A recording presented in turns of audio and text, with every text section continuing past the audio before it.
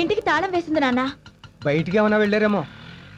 నేను అలా main road దాకా వెళ్ళి చూసి వస్తాను, మీరు ఇక్కడే ఉండండి.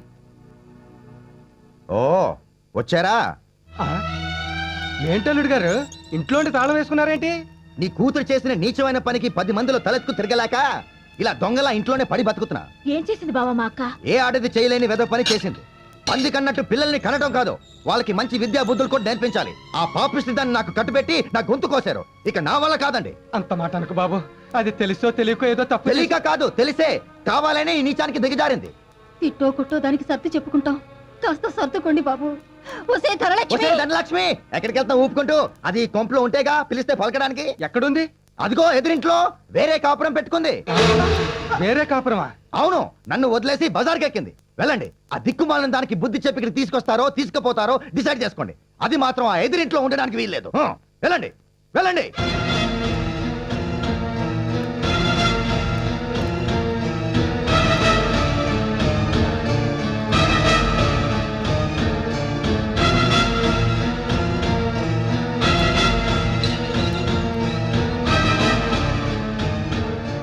ధనలక్ష్మి, ధనలక్ష్మి, నిన్నేనే తలుపు తీయమంటుంటే. ధనలక్ష్మి,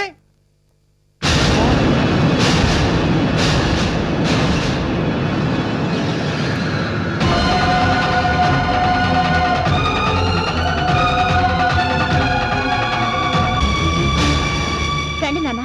రా అమ్మా, రా గాయత్రి. నీకేమైనా పిచ్చి పట్టిందా? ఏమిటయ్యి అవుతారు? నీకు ఈ శుభవార్త తెలియదు కదా, నా భర్త చనిపోయాడమ్మా.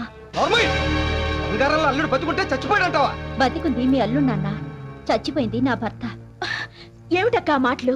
అవును గాయత్రి, నా దృష్టిలో ఆ నీచుడు చచ్చిపోయాడు. అందుకే హిందూ సాంప్రదాయ ప్రకారం నేను విధవనయ్యాను. పాపిష్టిదానా, నువ్వు నా కూతురు అని చెప్పుకోవడానికి నాకు సిగ్గుగా ఉంది. వాణ్ణి అల్లుడని చెప్పుకోవడానికి ఇంకా సిగ్గుపడాలమ్మా. ఇక్కడే ఆపు. ఇదిగో రామా రా. ధనలక్ష్మి, చూడు ఎవరు వచ్చారు. ఎవరండి? శైలజ అని మా చుట్టాలమ్మాయి, వరుసకి నాకు చెల్లెలు అవుతుంది. నమస్కారం. చూడమ్మా, ఇది నీ సొంత ఇల్లు అనుకో, ఏమాత్రం మొహమాట పడద్దు. ధనలక్ష్మి, అమ్మాయి ప్రయాణం చేసి అలసిపోయి వచ్చింది, కాస్త వేడి నీళ్ళు తోడి టిఫిన్ చేసి పెట్టు. అలాగే. 10 గంటలకు ఇంటర్వ్యూకి తీసుకెళ్ళాలి. సరే. వెళ్ళమ్మా. రామ్మా. హలో సార్, నేను సాగర్ని. ఓ బ్రహ్మాండమైన కంప్యూటర్ వచ్చింది, కావాలంటే ఇమీడియట్ డెలివరీ ఇస్తాను. మీరు చాలా అదృష్టవంతులండి. దేనికి? ఇంత మంచి భర్త మీకు దొరికినందుకు. నిజానికి ఆయనకి నాకు ఏ చుట్టరికం లేదండి. ఇంటర్వ్యూ వచ్చిందని ఈ ఊరొచ్చాను. స్టేషన్ బయట ఆటో వాడెవడో చీట్ చేయడానికి ప్రయత్నిస్తుంటే ఇంతలో టైంకి మీ ఆయన వచ్చి సేవ్ చేశారు. లేకపోతే చాలా ఇబ్బంది పడేదానండి ఈ ఊరు కాని ఊళ్ళో. భలేవారే, ఏ ఇబ్బంది ఉంటదండి. ఇప్పుడే గోదావరి జిల్లా నుంచి గోదావరి ఎక్స్ప్రెస్ లో వచ్చింది. నేను వెళ్తానండి. All the best Shailaja. Thank you. Rama, నిన్ను దింపేసి నేను ఆఫీస్కి వెళ్తా. ధనలక్ష్మి జాగ్రత్త, తలుపులేసుకో. సరే. అలా వారానికి అమ్మాయిని ఇంటికి తీసుకొచ్చేవాడు. స్నానం అది చేశాక ఇంటర్వ్యూకి తీసుకెళ్లేవాడు. ఒకసారి వచ్చిన వాళ్ళు రెండోసారి రాలేదు. అనుమానం వచ్చి ఒకరోజు. రండమ్మా, త్వరగా రెడీ అయ్యారండి, ఆఫీస్కి వెళ్దాం. ఏమండి, మీరేమి అనుకోనంటే ఒక విషయం. అడుగు ధన. ఇలా అమ్మాయిని తీసుకొచ్చి ఇంటర్వ్యూలు అంటూ తీసుకెళ్తున్నారు, రికమెండేషన్స్ అంటున్నారు. అసలు మీరు ఏ ఉద్యోగం చేస్తున్నారండి? పెళ్ళైన ఇన్నేళ్ళకి అనుమానం వచ్చిందా? చెప్తాను. నాకు 3 అక్కలు, 2 చెల్లెళ్ళు. ఒకరోజు మేమంతా కలిసి గుడికి వెళ్తుండగా బస్ యాక్సిడెంట్ అయింది. నా కళ్ళ ముందే అక్కలు చెల్లెళ్ళు దారుణంగా చనిపోయారు. అప్పటి నుంచి ఏ ఆడపిల్లని చూసినా అక్కో చెల్లు అనే ఫీలింగ్ వస్తుంది, వాళ్ళకి సాయం చేయాలనిపిస్తుంది. అందుకే ఇలా. మీలాంటి భర్త దొరకడం నిజంగా నా అదృష్టం అండి. లేదు ధన, నీలాంటి భార్య దొరకటం నా అదృష్టం. అప్పటి నుంచి ఆయన మీద ఎంతో గౌరవం పెరిగింది. దేవుడు అనుకుని ఎంతో మురిసిపోయాను. ఎందరో ఆడపిల్లలకి అన్నగా సహాయం చేస్తున్నాడని ఆనందపడ్డాను. చెప్పటిలాగే ఒకరోజు.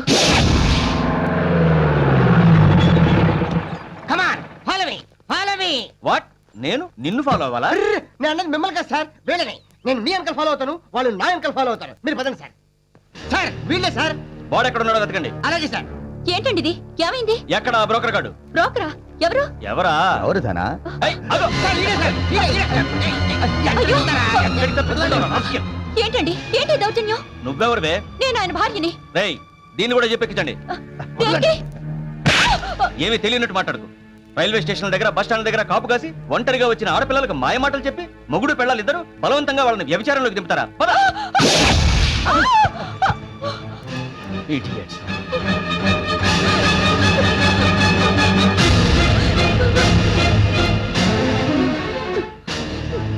ఏరా, బతుకు తెరువు కోసం ఎవరొస్తే చెల్లెమ్మ చెల్లెమ్మ నమ్మించి బజార్లో చేస్తావురా? ఆగండి. రేయ్, నిన్ను వదలరా? ఉండమ్మా, వాడి సంగతి నేను చూస్తాను. బజార్లో చేస్తావురా, rascal? బజార్లో చేస్తావురా? ఇవి ఆడదాని వయండి సాటి ఆడదానికి ద్రోహం చేయాలని నీకు ఎలా అనిపించింది? ఛీ, నీది ఒక ఆడ బతికేనా? అపశుభం తెలియని మమ్మల్ని వేస్టలు చేసి మా జీవితాలతో మీరు ఆడుకుంటారే, మీరు నాశనం అయిపోతారే, మీరు బాగుపడరు, సర్వ నాశనం అయిపోతారు. నడు.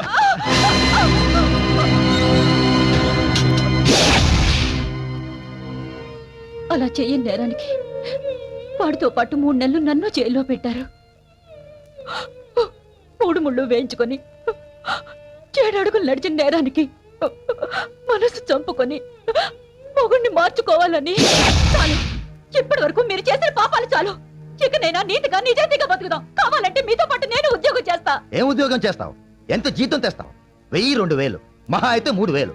అది నా ఒక పూట మందుకి, ఒక పూట తిండికి సరిపోదు. అంటే చూడు, ఏ తప్పు చేయకుండానే నువ్వు ప్రాస్టిట్యూట్ అయ్యావు, జైలు శిక్ష అనుభవించావు. ఇప్పుడు నువ్వు నేను సతీ సావిత్రిని, సీతామాతని చెప్పినా ఎవ్వరు నమ్మరు. అందుకే ఓ మాస్టర్ ప్లాన్ వేశా. అసలు ఈ ప్రాబ్లం అంతటికి కారణం ఆ అమ్మాయిలు బయట వాళ్ళు అవటం వల్ల వచ్చింది. వాళ్ళ పేరెంట్స్ కంప్లైంట్ ఇవ్వడంతో మన మీద రైడింగ్ జరిగింది. అదే మన వాళ్ళైతే, మన చుట్టాలైతే నో ప్రాబ్లం. అర్థం కాలేదా? ఏం లేదు, నీ చెల్లెలు ఇద్దరిని ఇక్కడ తీసుకొచ్చావనుకో, మన ఇంట్లోనే పెట్టి బ్రహ్మాండంగా బిజినెస్ చేయొచ్చు.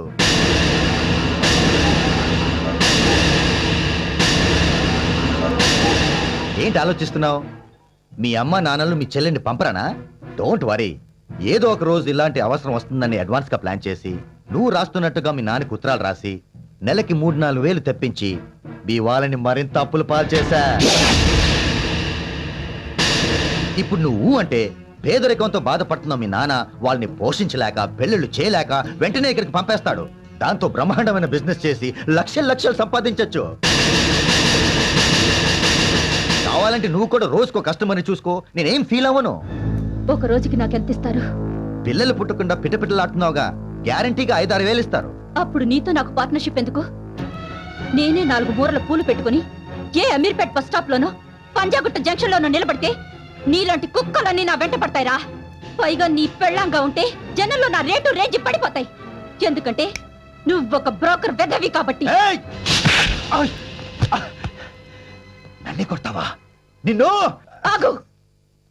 నా మీద చెయ్యి పడిందో ముక్కలు ముక్కలుగా నరికేస్తా. నువ్వు చేసిన ఈ పాపాలకి, నువ్వు తలపెట్టిన ఈ ఘోరానికి శిక్ష ఏంటో తెలుసా?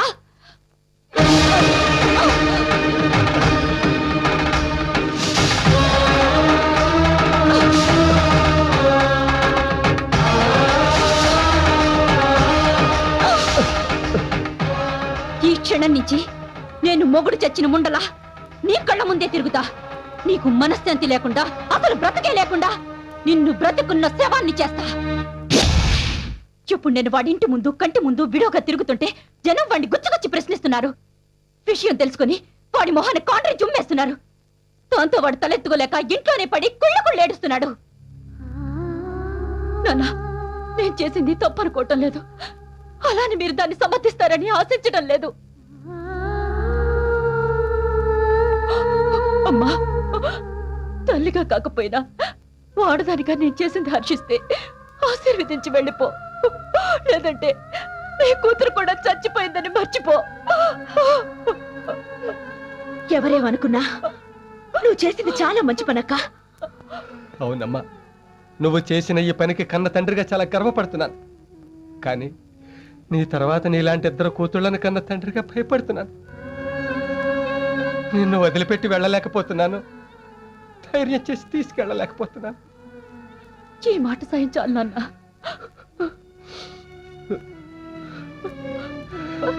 అమ్మా,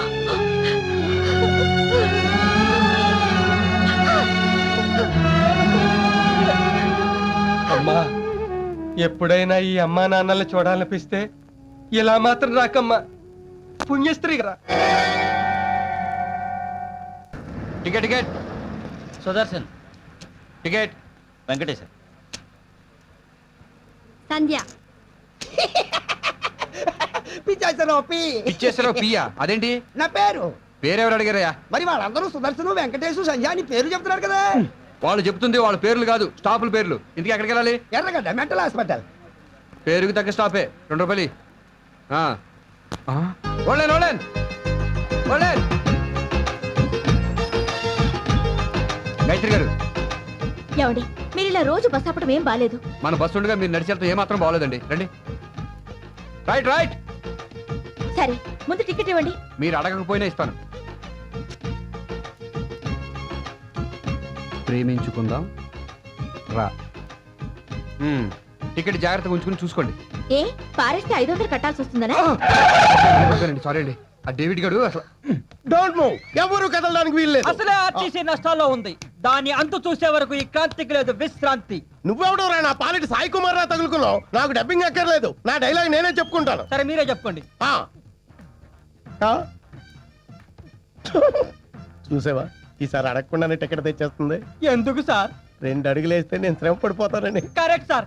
4 అడుగులేస్తే మీకు ఆయాస వస్తున్న సంగతి ఆ అమ్మాయికి తెలిసిపోయి ఉంటుంది. ఛీ, కాదురా నా వయసులాగే తన లవ్ కూడా బాగా ముదిరిపోయిందిరా. లవ్వా? ఇదెప్పటి నుంచి సార్? లాస్ట్ 1 వీక్ నుంచి. ఇదిగోండి టికెట్ బాగా చూసుకోండి. అలాగే ఆ, ప్రేమించుకుందాం రా. సార్! చిచి! మిమ్మల్ని స్క్వాడ్ ఇన్స్పెక్టర్ అనుకున్నా గానీ ఇలా ఫైర్ టైప్ అనుకోలేదు. చిచి అదేం కాదురా, కొంచెం డ్రీమ్ లోకి వెళ్ళా. బాగా చూసుకున్నారుగా? బాగా. మిస్టర్ పట్టాభిక్. అర్థమైంది సార్. ఆ టికెట్ మీరు ఉంచుకుంటారు. ఈవిడికి నేను వేరే టికెట్ ఇవ్వాలి. గుడ్. పైకి వస్తావు. నీకు తొందరలోనే ప్రమోషన్ ఇచ్చి డ్రైవర్ని చేస్తా. బాయ్. మౌ. ఈడొకడు మన సెల్లో తగులుకున్నాడు.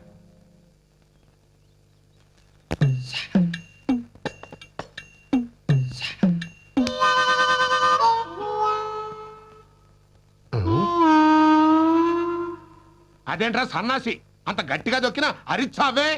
నా బతుకులాగే అది మొద్దు బారిపోయింది నాన్న. ఇలా కాళ్ళు చేతులు తొక్కడం కంటే ఏకంగా ఒకేసారి నా గొంతు మీద కాలేసి తొక్కేనన్న. మళ్ళీ ఏం ముంచుకొచ్చింది? మొగుడు బతుకుండగానే కూతుర్ని విధవగా చూడాల్సి వచ్చింది. నీ కంటి జబ్బు నాకు వచ్చినా బాగుండేది. ఇంకా ఏం చూడాలని రాసి పెట్టుందో ఈ కళ్ళకి.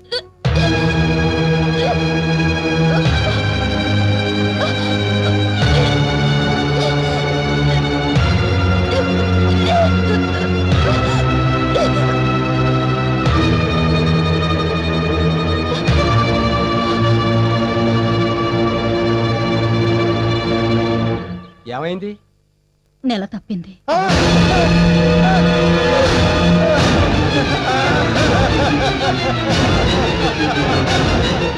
మొగుడు తెచ్చి 3 ఏళ్ళు అయితే ఇప్పుడు నెలదప్పుడు ఏమిటి? ఎవడా వెధవా మన ఇంటికి వస్తాడే గిరీశం. అనుకున్నా ఆ వెధవ మన కొంప చుట్టూ తిరుగుతున్నప్పుడే ఇలాంటి కొంప ఏదో ముంచుతాడు అని. ఎందుకేరా ఆ రోజు దాని మొగుడు పోగానే ఏ సెకండ్ హ్యాండ్ తీసుకొచ్చి దాని మెళ్ళలో మళ్ళీ 3 ముళ్ళు వేయించరా అని నెత్తి నోరు మొత్తుకున్నా. ఏం చచ్చావు కాదు. ఇప్పుడు చూడు దాని కడుపు బరువు ఎక్కింది. మన బరువు బజార్కి ఎక్కుతోంది.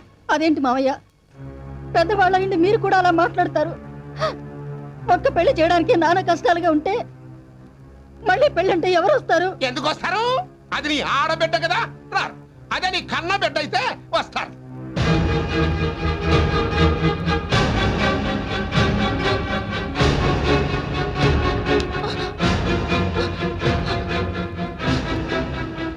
ఏమే 3 ఏళ్లుగా ఇంట్లో ఉంటున్నావు, రోజు ఇక్కడ ముగ్గేస్తున్నావు, రోజుకి 50 సార్లు అటు ఇటు తిరుగుతావు. ఒక్క రోజు కూడా నీకు ఎదురుగా ఉన్న బోర్డు కనిపించలేదే?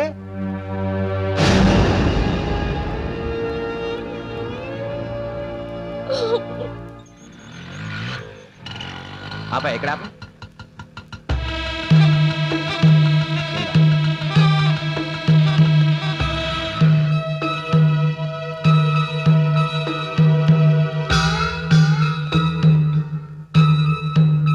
ఏంటంత సీరియస్గా ఉన్నారు?